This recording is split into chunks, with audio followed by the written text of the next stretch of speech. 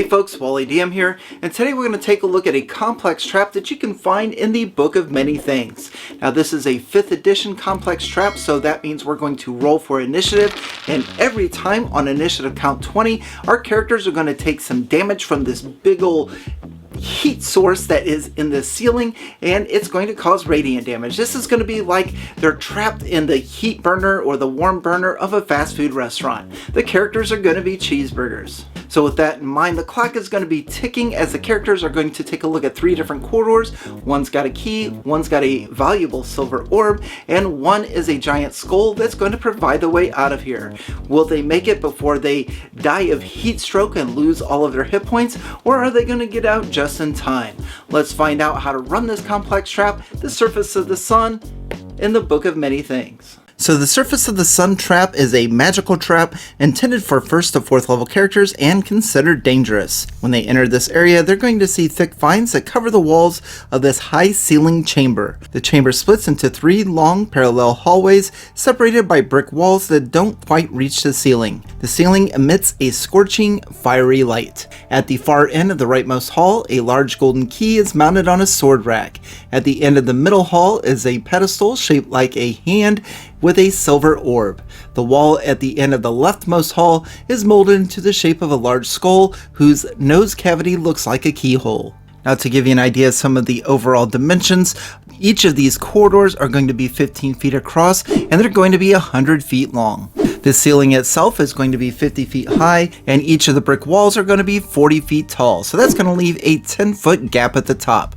And again, all of these are covered in vines. However, the vines have been shriveled from the heat of a scorching light and sun, which we're going to talk about in just a little bit. So a character wanting to try to climb up with these vines is going to fail. The vines are going to crumple in their hands. Now once the characters enter this trap area, we're going to roll for initiative. So this scorching fiery light that is emitting from the ceiling is actually going to cause damage. So now that we're in an initiative order on initiative count 20, each creature that's going to be in this area is going to take 5 or 1d10 points of radiant damage. So that's going to put us on a little bit of a clock. Our characters are going to want to hurry up, get the key, put it in the keyhole, and get out of here. But again, these are 100-foot long hallways, so we're going to have to hustle. So let's say the first thing that our characters do is they come down this hallway and they're going to grab this key. Now this is an oversized key. It's going to be 4 feet long and 100 pounds. That's a big key. Now let's say our fighter takes the key and they begin to make their way back down the hallway. Now we're going to need to remember on whose turn the sword was taken from the sword rack, because on the next turn, if this fighter begins to move with the key, that is when this key is going to activate. So after 1 round, this key is actually going to become a living object, sort of like a flying sword. And in fact, if you're playing 5th edition, you could use the flying sword stat block.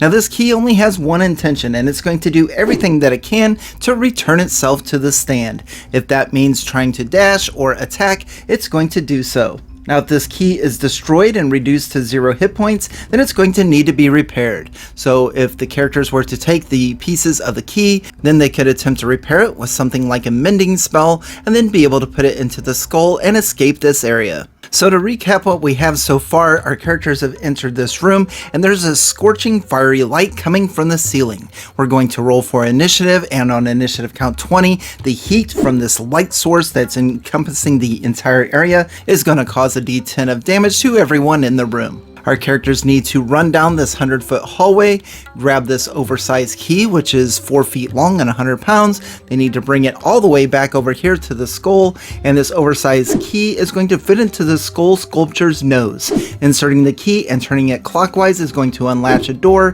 which is going to swing inward, and they're going to be able to escape the area. Now if any of the characters want to try to climb these walls to try to make a shortcut through the sections, they can do so with a DC 12 strength athletics check to be able to climb it.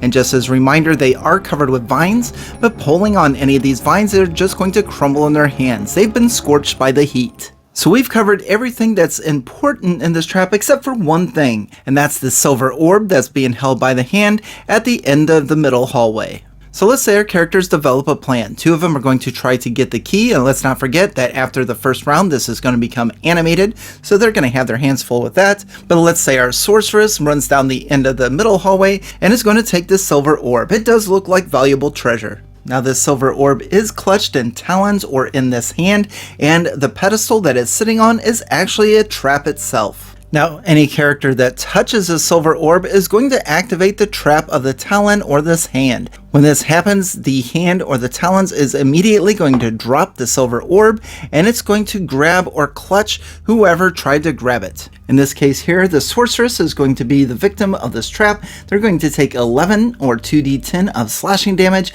and they're going to be grappled by the hand. And if they would like to try to escape that on their turn, that's going to take an action, and the DC is going to be a 15 in order to escape. The talon or the hand itself has an armor class of 19 and 10 hit points. It has immunity to poison and to psychic damage. Now let's back up just a bit, and let's say that before they go and grab this orb, our character is going to look around and maybe even search for traps. On a successful DC 12 Wisdom Perception check, a character can spot the pressure plate that activates the talons through a narrow slit on the east side of the pedestal. A character can disable the pressure plate with a successful DC 13 Dexterity check using Thieves' Tools, which causes the talons to open. Now a medium or small creature grappled by the talons or this hand can't reach the pressure plate. Now if our characters are able to manipulate the key to open the door and they do escape with the orb itself is going to be worth 500 gold pieces, so well worth trying to get it. But of course that's going to be determined on how many hit points they have left, because they don't want to be baked inside of this trap. So that's all I have for you today. What did you think of the Surface of the Sun trap in the Book of Many Things? Is this something that you would run in your game? And if so, what would you do differently? And of course, a big shout out and thank you to all the patrons that help support the channel. Thank you very much for watching, and on to the next.